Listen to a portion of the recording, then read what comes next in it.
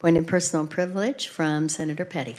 Thank you, Madam Chair. I'd like to introduce my intern. His name is Vishnu. Would you stand up, please? This is Vishnu Ava, and he is a junior at Wichita State, majoring in political science. He's also, he's just actually joined up with me last week. He's also interning on the House side with Representative Rishu. He graduated from Blue Valley High School, and I have to say, I was unaware of the program we have for interns that are not from either Washroom or KU, and we have a residence program here for if you're from Wichita State. So this is one of the reasons that he's wanting to see the experience of both the Senate and the House side. So this is Vishnu. Welcome. Committee, we have a full slate this morning, so we're going to dive right in. And we're going to begin with, if I could find my notes, there we are. We're going to have a hearing on the Kansas Guardianship Program. Thank you so much for being with us. Welcome to committee. Amanda. Good morning, Madam Chair and committee. I am Amanda Prosser, a fiscal analyst with KLRD, and I will be presenting our department's budget analysis for the Kansas Guardianship Program.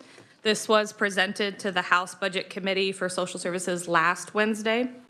In attendance today, we have Executive Director Jean Cron and Business Manager Chris Radicke, both of whom will be available for testimony and questions afterwards. The Kansas Guardianship Program recruits and trains volunteers to be legal court-appointed guardians of adults who have some sort of physical or mental impairment and who are otherwise without family or financial resources. The report in front of you is one put together by Legislative Research. The first page provides an executive summary and highlights their budget. But if you flip to page 3, figure 4, this is the easiest way in my mind to process the information before you. In the second column of numbers, you can see that the agency has submitted a revised estimate of about $1.4 million, all state general funds, for fiscal year 23. The revised estimate would have happened back in the fall at about the halfway point through the fiscal year. The fiscal year 23 request for salaries and wages is a decrease of about $2,500 from fiscal year 22 actual expenditures, which is the first column of numbers.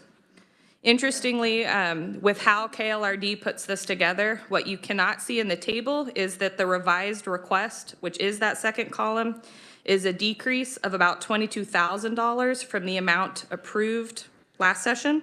This is because one position was vacant for part of 23 and a new employee has since been hired at a lower rate and is not receiving health insurance. Then you can see the row that describes contractual services, which is going to include the agency's expenses for the volunteer $40 per month stipend and computer support services. Other contractual... Amanda, yes. if I may, I'm going to actually flip the script here. Uh-oh. Because I think, no, there's no uh-oh. I think this, for me, the budget made more sense once I fully understood what the guardianship program did. Sure. So I think I'm going to have you go second. Absolutely. Is that Would you like okay? to have Jean come on up? Yes, let's have Jean. Wonderful. Not a problem. Thank you. Yeah. Good morning, Madam Chair, members of the committee. I am Jean Cron, and I am the director of the Kansas Guardianship Program. I believe I presented to your staff to scan into your systems the annual agency report, which provides a comprehensive overview of how it is that we function. We've been in existence close to 44 years. We started out with a different organization, and then we separated by legislation in 1995, and we are a quasi-public instrumentality. And so budgetary purposes, we do our budget through the legislative process, and our staff are considered unclassified employees. So if you're following along with me, I'm looking on page 2. You can see that we have a governing board of directors. That was part of our establishing legislation.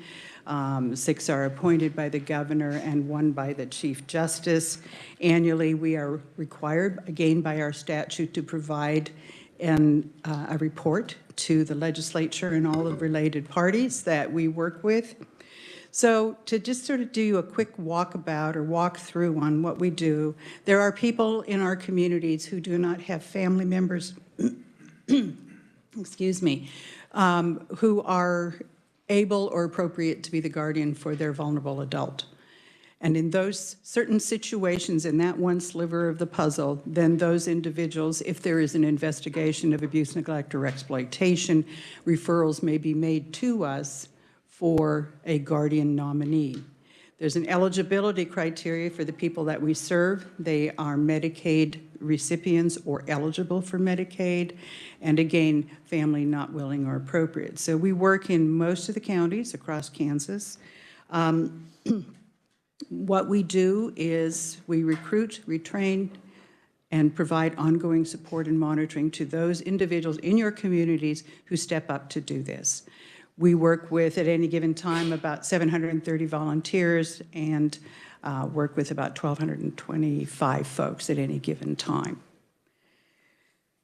We ask people to take this on. For those of you who are somewhat familiar with CASA, Court-Appointed Special Advocates, there's elements of that in that it is an appointment. It requires someone to step forward, someone to be the voice, to be the advocate for the individual.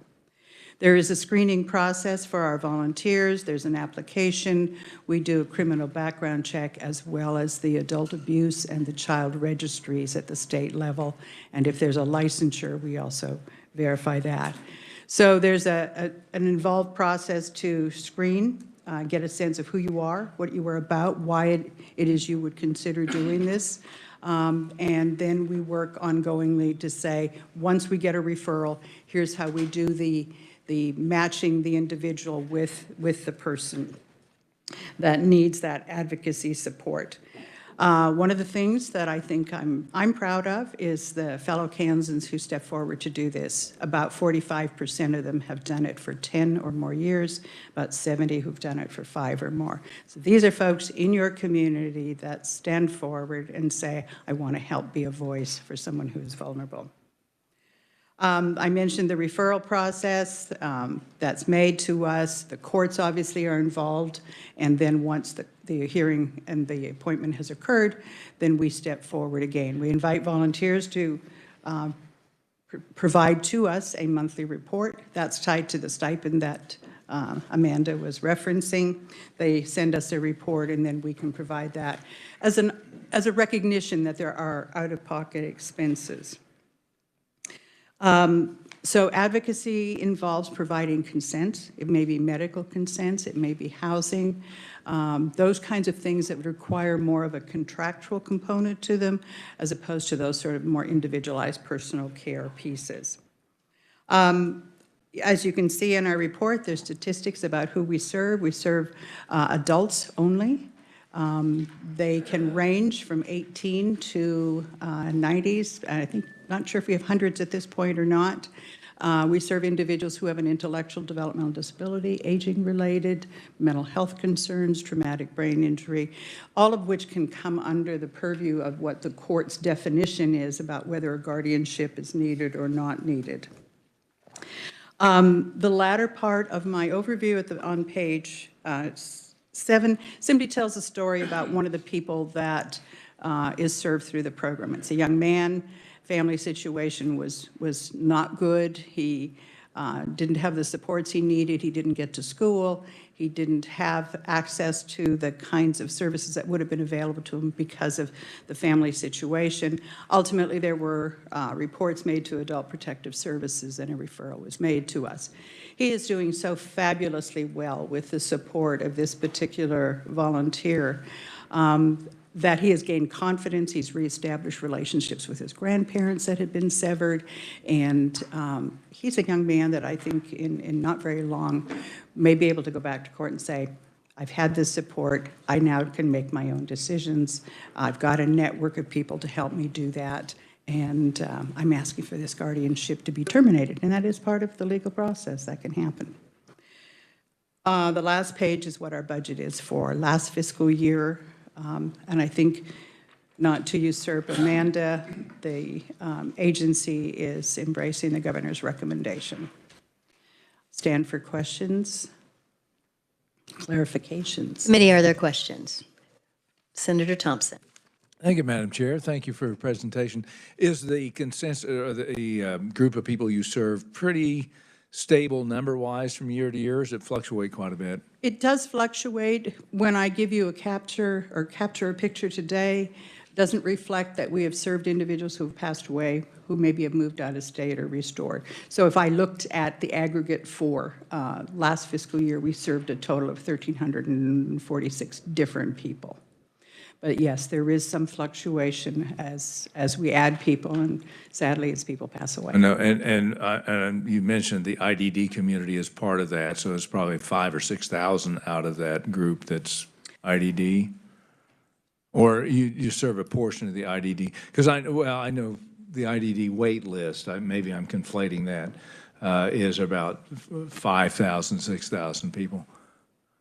I'm not sure I'm going to answer the question the way you're trying to share it with me.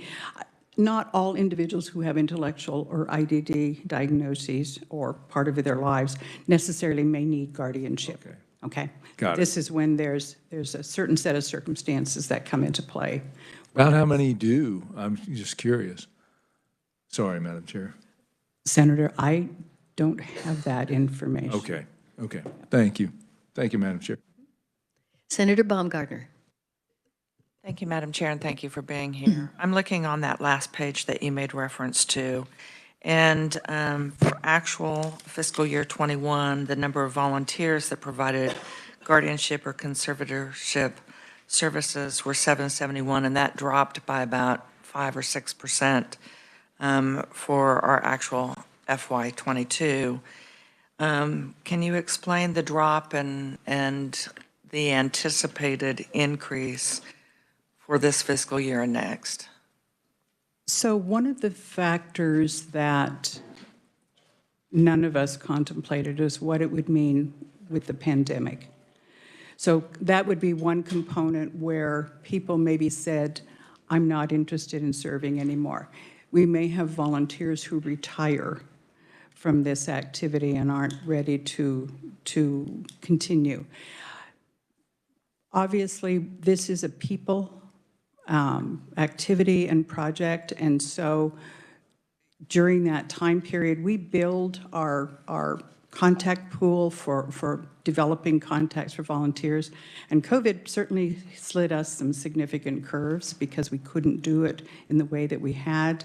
Fewer people were interested in getting out, and during that time, Senator, we also had some staff changes and shifts, and I think, as was mentioned by Amanda, we went for a period of time without a staff person, and all of those play into the following up, the identifying, bringing in new volunteers, knowing that some of those individuals that we had weren't willing to continue. So it's simply trying to project what that might look like.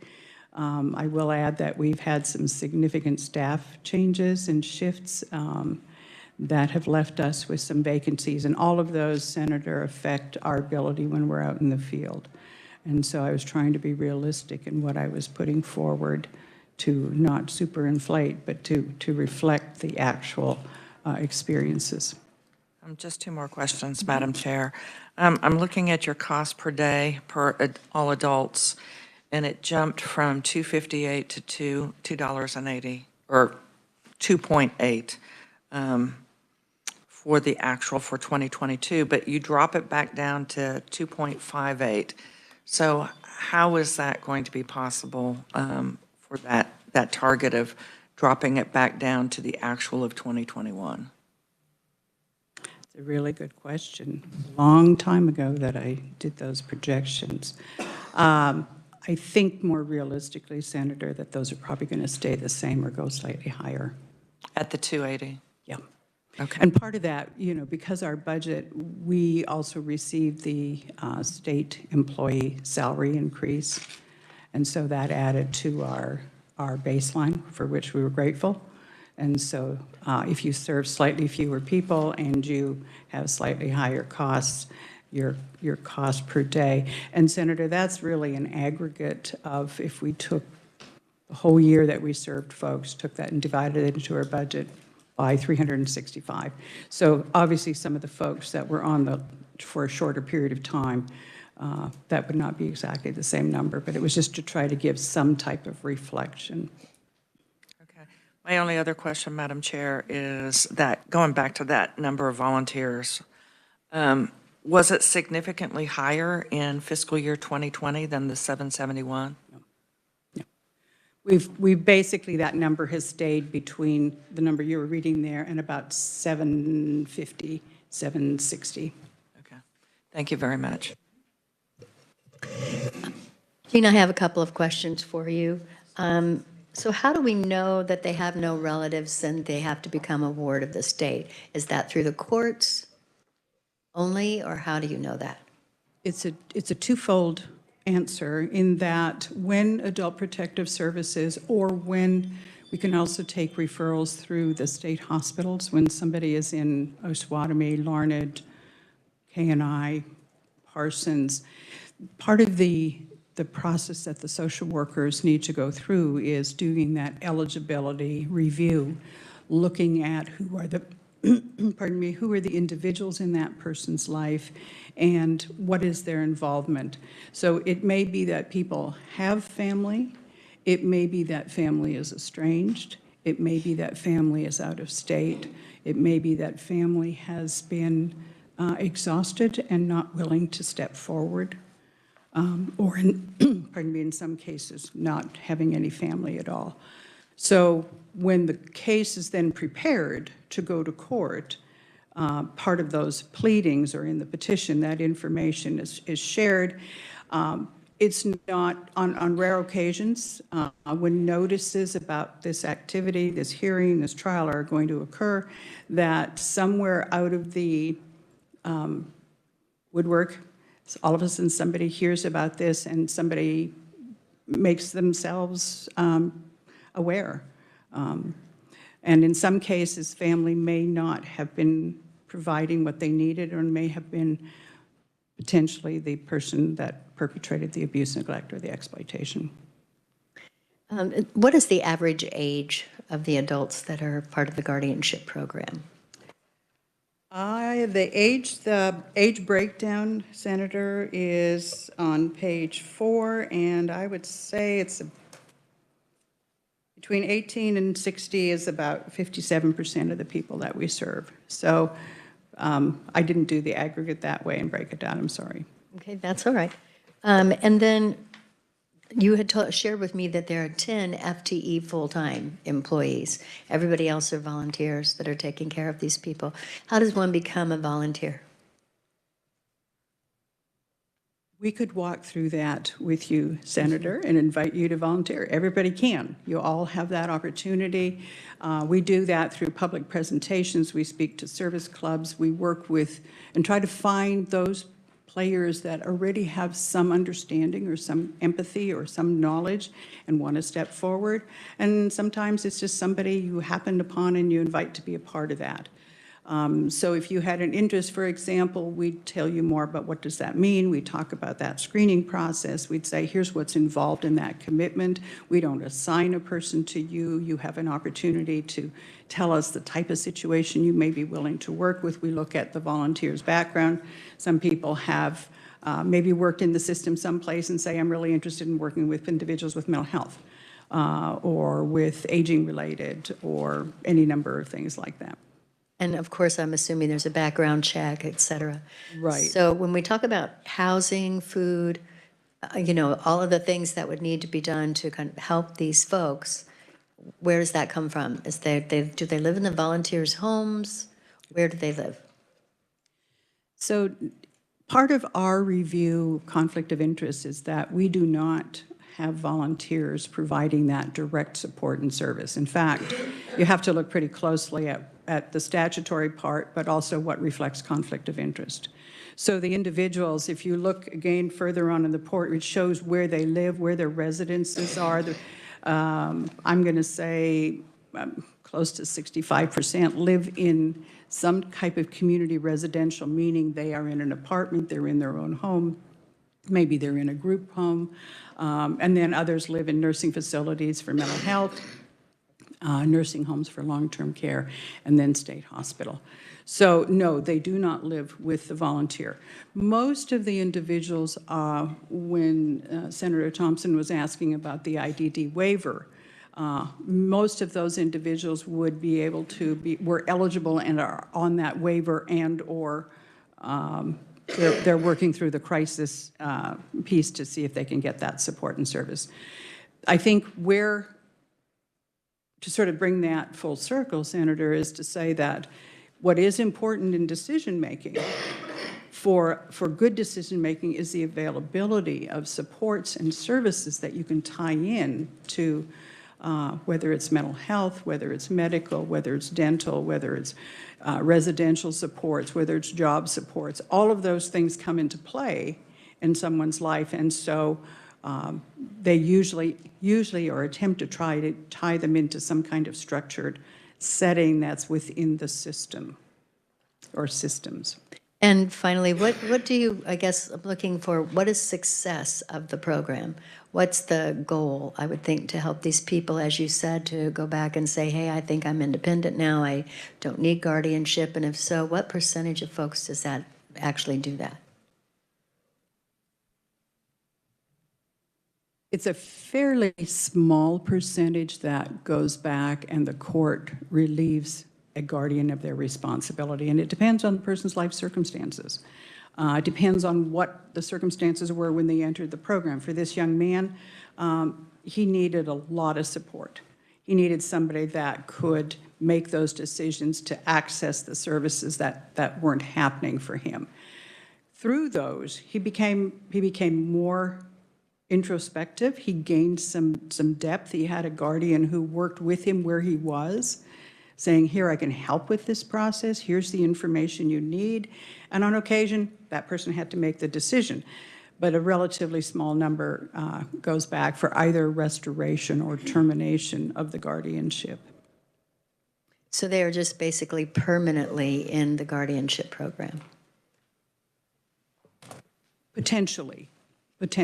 And again, this is only one part of guardianship. Guardianship is delivered in Kansas, and they believe that statistically the highest number is immediate or extended family. Again, there are guardianships where there are large estates or property that needs to be managed. There's a whole host of different situations. So to be mindful that this is just one small carve-out of that picture. So majority are probably family or immediate family, in some cases banks, trusts when there are larger estates. There are a handful of individuals who do this privately, attorneys, and in Johnson County, our care does corporate guardianship as well as special needs trusts.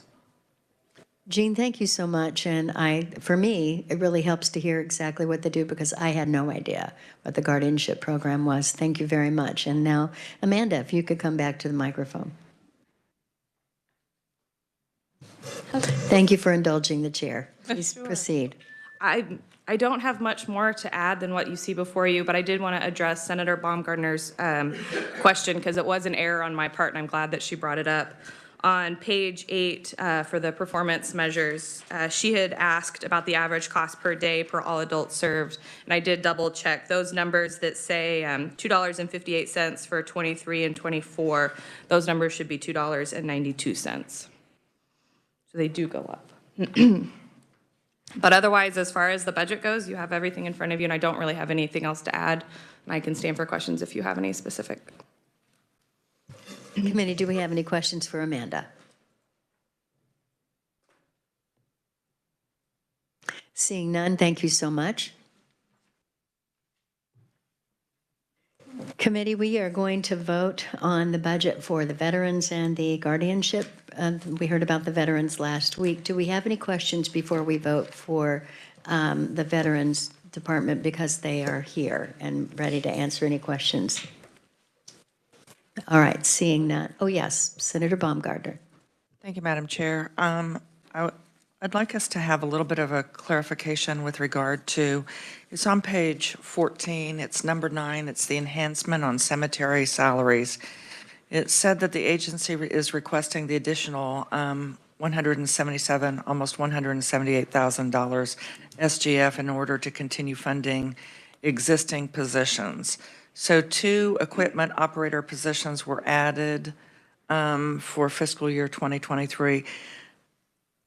And the salaries were covered by the lottery and plot allowance funds, but the carryover has been reduced. So the 2 positions do equate to the $177,000? And if the governor's recommendation is that those not be included, and so will we be paying for an outside vendor to provide those services? Madam Chair, this is Jennifer Light, KLRD. It is my understanding that the 177,000 is for the 2 cemetery positions. I do have Bill Turner here as well. He may be able to just clarify that 100% for us. So I'm going to ask him to go ahead and come on up. Okay, thank you. It just seemed high for 2 positions. Madam Chair, thank you. Thank you. Bill Turner, the Kansas Commission on Veterans Affairs. Ma'am, I'd owe you some clarification on that. To your point, yes, for 2 equipment operators, that value is a little bit higher than what the current wages that are paid for those individuals. As far as seeking outside sources, whatever, to do that or to take care of those services they provide, that is not necessary.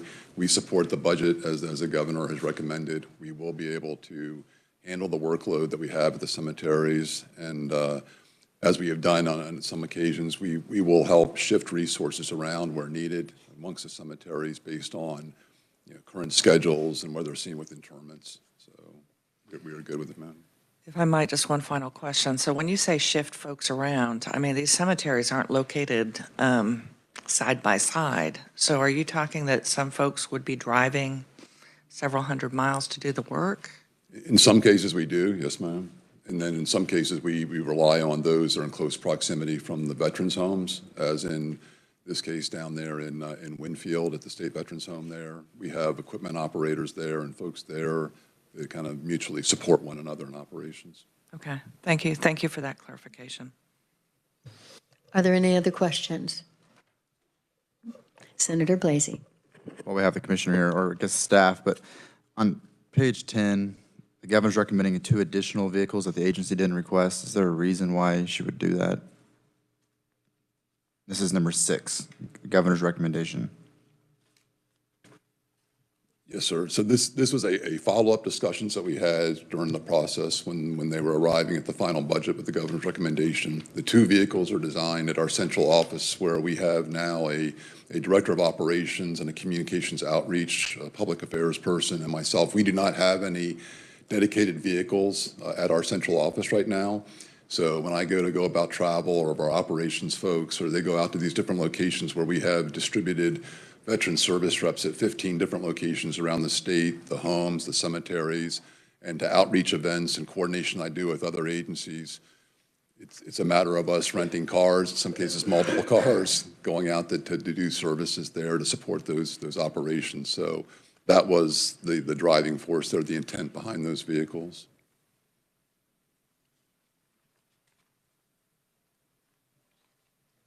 Committee, any other questions regarding these 2 budgets? All right, we'll take them one at a time. And do I hear a motion from the committee? Yes, ma'am. Thank you. I would like to move the budget for the Kansas Commission on Veterans Affairs offices with the inclusion of funding for the scattering wall at Fort Dodge. Do I hear a second? Senator Thompson? All in favor? Madam Chair, discussion. Yes. Sorry. I have concerns about the governor's recommendations for fiscal year '24, with number 18 and 19 recommendations on page 15. She's requesting administrative assistant for $63,000 plus additional travel expenditures for $44,000. Last year, I believe the testimony was said that they've hired an IT staffer, a comms director, an operations director, of all these additional staffers. I guess my question is the need for the senior staffer and then the additional travel. I mean, I think, maybe this time we could remove those items. Those are additional recommendations by the governor the agency did not request, and then move the governor's budget out. I don't know if the carrier has any thoughts on that. Thank you, Madam Chair. I'm comfortable with the removal of number 18. Not so sure on number 19, if we are going to fund 2 additional vehicles. One of the things that we do know is I think almost all of the agencies are in a new position with the cost of fuel really fluctuating fairly wildly. So, but I am comfortable.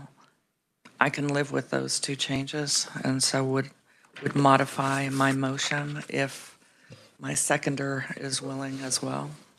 I am willing, yes. I think it's a good recommendation.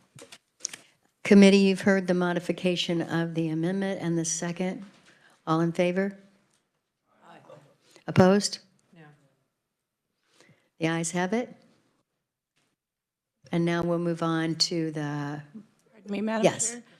Just a point of clarification. Is that for the full $35,000 for the scattering wall or a partial amount? It was for the full, Thank you. yes. now we'll move to the guardianship. And do we have any motion from the floor regarding this budget?